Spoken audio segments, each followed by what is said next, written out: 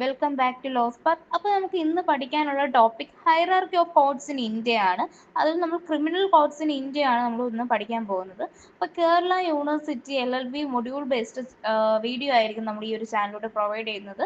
അപ്പം ബാക്കി നിങ്ങൾക്ക് ആർക്കെങ്കിലും മീൻസ് പെയ്ഡ് ക്ലാസ്സിന് ഇൻട്രസ്റ്റ് ഉള്ളവർ എന്ത് ചെയ്യുക, ജസ്റ്റ് താഴെ കാണുന്ന നമ്പറിൽ ജസ്റ്റ് ഒരു വാട്സാപ്പ് മെസ്സേജ് അയക്കുക. അപ്പോൾ നമുക്ക് ഇന്നത്തെ ടോപ്പിക് എന്താണെന്ന് നമുക്ക് നോക്കാം. നോട്ട്സും അതുപോലെ എന്ത് ചെയ്യുക, പ്രൊവൈഡ് ചെയ്യുന്ന നോട്ട്സ് ആർക്കെങ്കിലും ആവശ്യമുള്ളവർ എന്ത് ചെയ്യുക, വാട്സപ്പിൽ ജസ്റ്റ് ഒരു മെസ്സേജ് ഇട്ടാൽ മതി. അപ്പോൾ നമുക്ക് എന്താണ് ഹൈറാർക്കി ഓഫ് കോഡ്സ് എന്താണെന്ന് നമുക്ക് നോക്കാം. Hierarchy of criminal codes in India. അപ്പോൾ നമുക്ക് എന്താണ് ഈ ഒരു ഹൈറാർക്കിയിൽ മൾട്ടിപ്പിൾ ലെവൽ ഓഫ് കോഡ്സിൽ നമുക്ക് ജസ്റ്റിസ് ഉറപ്പുവരുത്തണം. അതുപോലെ തന്നെ എന്താണ് നമുക്ക് ഓരോ കോടതിയിലും അപ്പീൽ പോകാൻ പറ്റുന്നതും റിവ്യൂ ചെയ്യാൻ പറ്റുന്നതും എല്ലാം മൾട്ടിപ്പിൾ ലെവൽ ഓഫ് കോഡ്സിൽ നമുക്ക് ഓരോരോ കാര്യങ്ങൾ ചെയ്യാൻ വേണ്ടി പറ്റും. ഈ ഒരു ക്രിമിനൽ കോഡ് ഓഫ് ഇന്ത്യ നമ്മൾ പൊതുവായിട്ട് എക്സാമിന് അല്ലെങ്കിൽ പോലും പൊതുവായിട്ട് ഇപ്പോൾ ഒരു വ്യക്തി നമ്മൾ ഇപ്പോൾ ലോ സ്റ്റുഡൻ്റ് ആണ് എന്നുള്ളൊരു ഇതിൽ ചോദിക്കുകയാണ് ഈ ഒരു കോടതി കഴിഞ്ഞാൽ, ഇപ്പോൾ എക്സാമ്പിൾ പറയുകയാണെങ്കിൽ ഇപ്പോൾ ഫസ്റ്റ് ക്ലാസ് ജുഡീഷ്യൽ മജിസ്ട്രേറ്റ് കഴിഞ്ഞാൽ നമുക്ക് അതിന് മുകളിൽ ഇനി ഏത് കോടതിയിൽ പോകാം. അപ്പോൾ അത് തിരിച്ച് പറഞ്ഞു കൊടുക്കണമെങ്കിൽ നമ്മൾ എന്ത് ചെയ്യണം, ആ ഒരു ഫ്ലോ ചാർട്ട് നമുക്ക് അറിഞ്ഞിരിക്കണം. അപ്പോൾ അതിന് നമുക്ക് ഈ ഒരു കാര്യം പഠിക്കാൻ വേണ്ടി ഫസ്റ്റ് നമുക്ക് ഫ്ലോ ചാർട്ട് നോക്കാം. സുപ്രീം കോർട്ട് ഓഫ് ഇന്ത്യയാണ്, നമുക്കറിയാം ഇന്ത്യയിൽ അപ്പെക്സ് കോർട്ട് എന്ന് പറയുന്നത് സുപ്രീം കോർട്ടാണ്. സെക്കൻഡ് എന്താണ്, ഹൈക്കോർട്ടാണ്. തേർഡ് സെഷൻസ് കോർട്ട് അല്ലെങ്കിൽ ഡിസ്ട്രിക്ട് ആൻഡ് അഡീഷണൽ സെഷൻസ് ജഡ്ജാണ്. പിന്നെന്താണ്, ചീഫ് ജുഡീഷ്യൽ മജിസ്ട്രേറ്റ് അല്ലെങ്കിൽ CJM. ചീഫ് മെട്രോപൊളിറ്റൻ മജിസ്ട്രേറ്റ് ആണ്. ഈ ചീഫ് മെട്രോപൊളിറ്റൻ മജിസ്ട്രേറ്റും അതുപോലെ ഇനി പറയാൻ പോകുന്ന മെട്രോപൊളിറ്റൻ മജിസ്ട്രേറ്റിനെ കുറിച്ച് പറയാനുണ്ട്. ലാസ്റ്റ് ഈ ഫ്ലോ ചാർട്ട് കഴിഞ്ഞിട്ട് പറയാം. പിന്നെന്താണ്, ജുഡീഷ്യൽ മജിസ്ട്രേറ്റ് ഫസ്റ്റ് ക്ലാസ് ആണ്. പിന്നെ ജുഡീഷ്യൽ മജിസ്ട്രേറ്റ് സെക്കൻഡ് ക്ലാസ് ആണ്. പിന്നെ ലാസ്റ്റ് നമുക്ക് എക്സിക്യൂട്ടീവ് മജിസ്ട്രേറ്റും പറയാം. അപ്പം supreme court, high court, sessions court അല്ലെങ്കിൽ ഡിസ്ട്രിക്ട് കോർട്ട്, പിന്നെ എന്താണ് അഡീഷണൽ സെഷൻസ് ജഡ്ജ്, പിന്നെ CJM, പിന്നെ ചീഫ് മെട്രോപൊളിറ്റൻ മജിസ്ട്രേറ്റ് ഓർ പിന്നെ ജുഡീഷ്യൽ മജിസ്ട്രേറ്റ് ഫസ്റ്റ് ക്ലാസ് ഓ metropolitan magistrate, judicial magistrate second class, executive magistrate. അപ്പോൾ ഞാൻ പറഞ്ഞത് ഈ ഒരു ചീഫ് മെട്രോപൊളിറ്റൻ മജിസ്ട്രേറ്റിൻ്റെ കാര്യവും മെട്രോപൊളിറ്റൻ മജിസ്ട്രേറ്റിൻ്റെ കാര്യവും നമ്മുടെ ഇപ്പോൾ BNSS പ്രകാരം ഇപ്പം എന്തില്ല, മെട്രോപൊളിറ്റൻ മജിസ്ട്രേറ്റ് ഇല്ല. മെട്രോപൊളിറ്റൻ മജിസ്ട്രേറ്റിന് പകരം നമ്മളിപ്പോൾ ഇൻട്രൊഡ്യൂസ് ചെയ്തതാണ് special judicial magistrate of second class.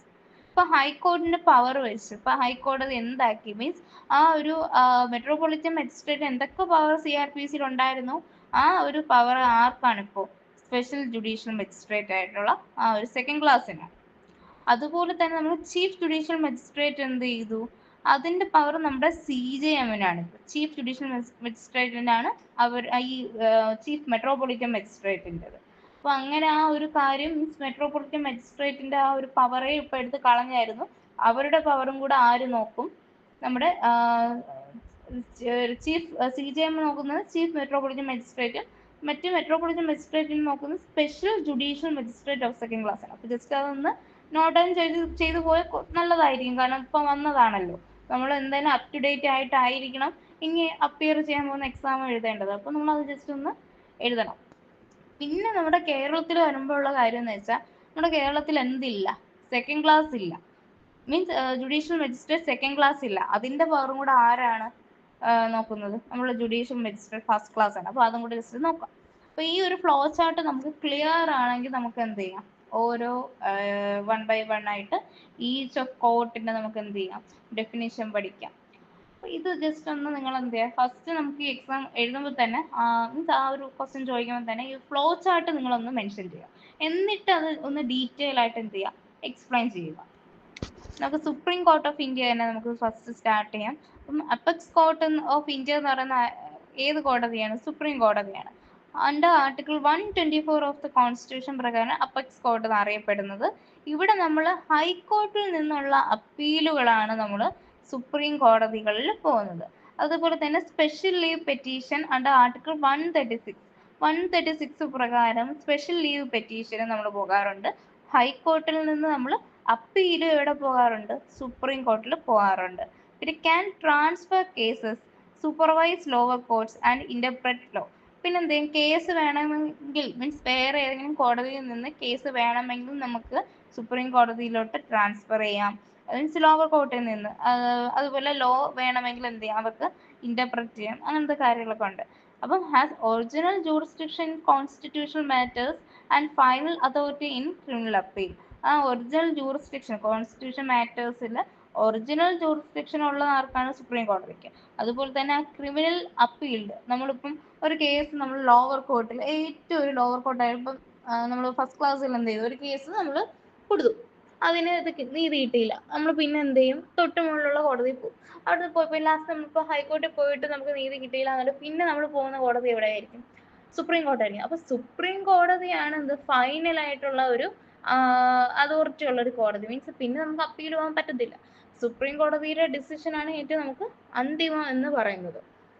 Next നമുക്ക് ഹൈക്കോർട്ടാണ്. അപ്പം highest court at the state level വെച്ച് നോക്കുമ്പോൾ ഏറ്റവും ഹയസ്റ്റ് ആയിട്ടുള്ള കോടതി നമുക്കറിയാം ഹൈക്കോർട്ട്സ് ആണ്. അപ്പോൾ ഇവിടെ എന്താണ് കേൾക്കുന്നത്? Appeal, revision, writ petition, criminal കേസിന്റെ റിട്ട് പെറ്റീഷൻ, റിവിഷൻ, അപ്പീൽസ്, ഇതൊക്കെയാണ് നമ്മൾ ഹൈക്കോർട്ടിൽ കേൾക്കുന്നത്. അതുപോലെ supervisory and administrative control over lower courts and it's jurisdiction. അതുപോലെ ഒരു ബാക്കിയുള്ള കീഴ്ക്കോടതികളുടെ ഒരു ജൂറിസ്ഡിക്ഷൻ്റെ ഒരു അഡ്മിനിസ്ട്രേറ്റീവ് കൺട്രോളും സൂപ്പർവൈസറി പവറൊക്കെ ആർക്കുണ്ട്? നമ്മുടെ ഹൈക്കോർട്ടിനും ഉണ്ട്. ഓക്കെ, അപ്പം സുപ്രീം കോർട്ട് ഹൈക്കോർട്ടായി. നെക്സ്റ്റ് നമുക്ക് നോക്കാനുള്ളത് സെഷൻസ് കോർട്ട് അല്ലെങ്കിൽ ഡിസ്ട്രിക്ട് കോർട്ടാണ്. അപ്പം സെഷൻസ് കോർട്ട് ഹാൻഡിൽ ചെയ്യുന്നത് serious crime like murder, rape, dacoity ആയിട്ടുള്ള കേസൊക്കെയാണ് ഹാൻഡിൽ ചെയ്യുന്നത്. പിന്നെന്താണ് അതിൻ്റെ ഒരു സെൻറ്റൻസ് മീൻസ് ആ ഒരു കോടതിക്ക് ലൈഫ് ഇംപ്രിസൺമെൻറ്റ്, ജീവപര്യന്തമോ അല്ലെങ്കിൽ ഡെത്ത് പെനാൽറ്റിയോ കൊടുക്കാം. പക്ഷേ ഡെത്ത് പെനാൽറ്റി കൊടുക്കുമ്പോൾ ആരുടെ കൺഫർമേഷൻ വേണം?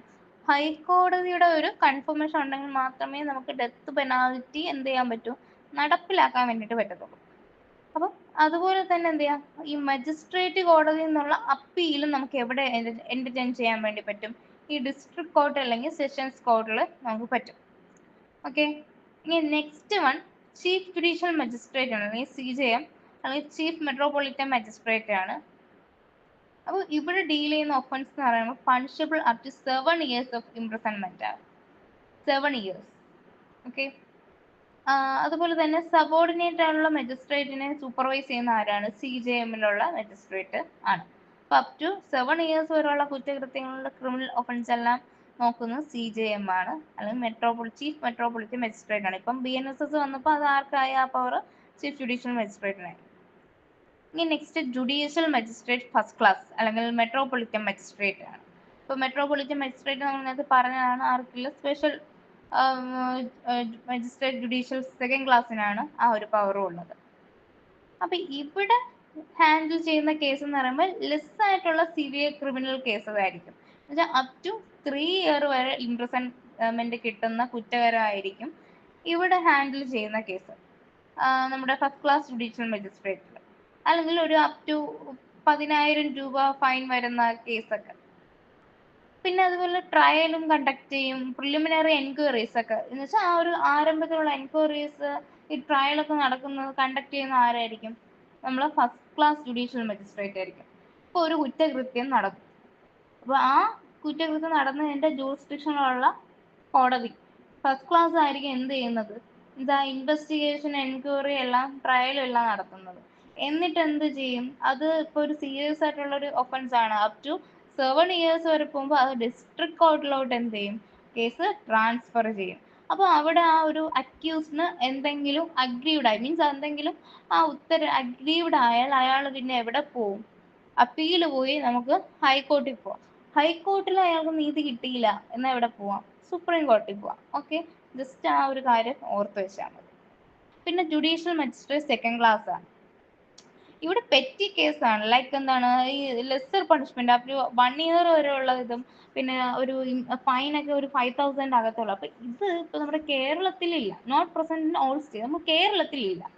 ഓക്കെ, അപ്പൊ ആ കാര്യം കൊണ്ട് ജസ്റ്റ് ഒന്ന് എഴുതുക. പിന്നെ എക്സിക്യൂട്ടീവ് മജിസ്ട്രേറ്റ് ആണ്. അപ്പം ഇത് primary administrative, deal with public nuisance. ഈ public nuisance maintenance order under CRPC section 107 to 110. അപ്പം അത് നമുക്ക് എന്താണ് not involve in regular trial, അതിൽ റെഗുലർ ആയിട്ടുള്ള ട്രയലൊന്നും നമുക്ക് ഇൻക്ലൂഡഡ് അല്ല എക്സിക്യൂട്ടീവ് മജിസ്ട്രേറ്റ്. ഇപ്പം എന്താ ജുഡീഷ്യൽ മജിസ്ട്രേറ്റ് സെക്കൻഡ് ക്ലാസ് വരെ എഴുതി നിർത്തിയാലും നമുക്ക് മതി.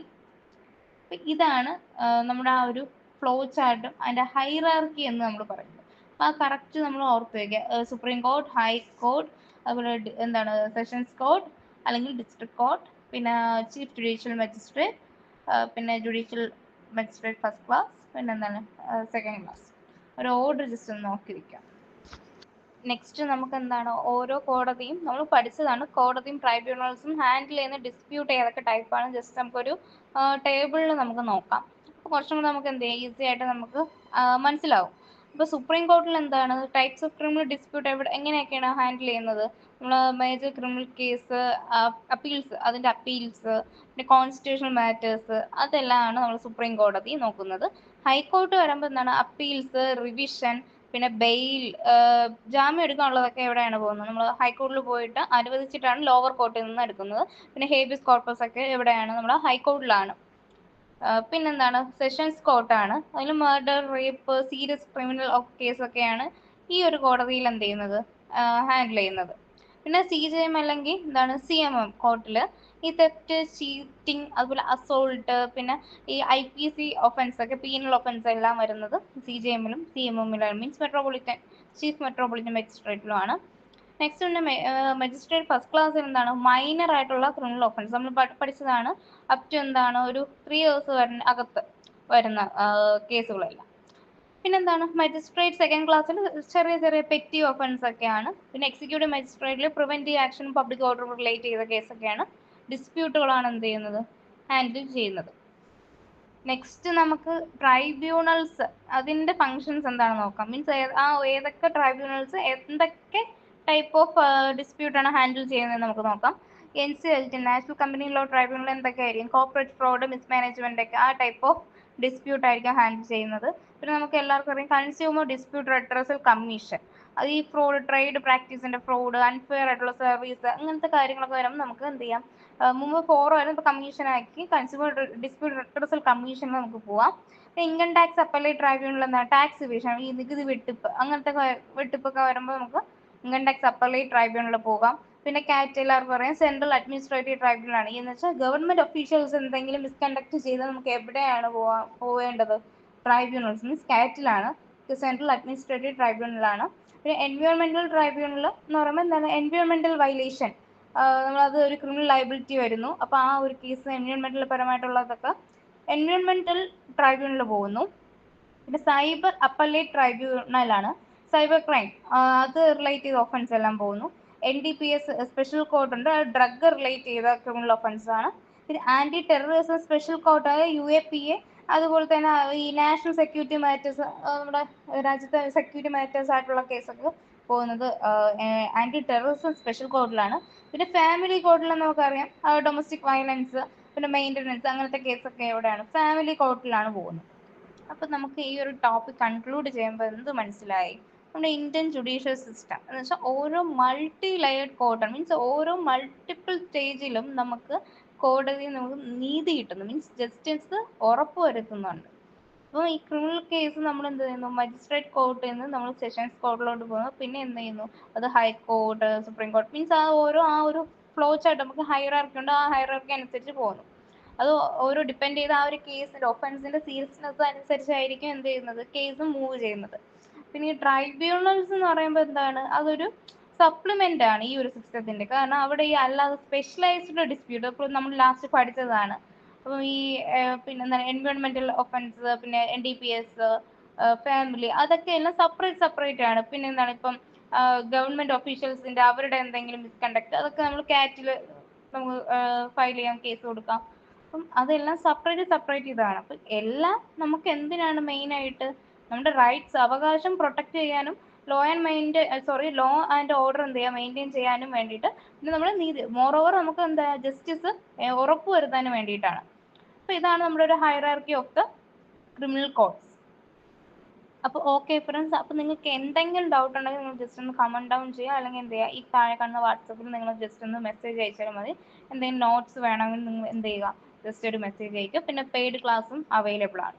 അപ്പോൾ നിങ്ങൾക്ക് ഏതെങ്കിലും ഒരു പർട്ടിക്കുലർ മീൻസ് സബ്ജക്റ്റോ അല്ലെങ്കിൽ ഏതെങ്കിലും ടോപ്പിക്കോ മീൻസ് വീഡിയോ ആയിട്ട് വേണമെന്നുണ്ടെങ്കിൽ എന്ത് ചെയ്യുക, ഒന്ന് ജസ്റ്റ് ഒന്ന് കമൻറ്റ് ചെയ്യുക.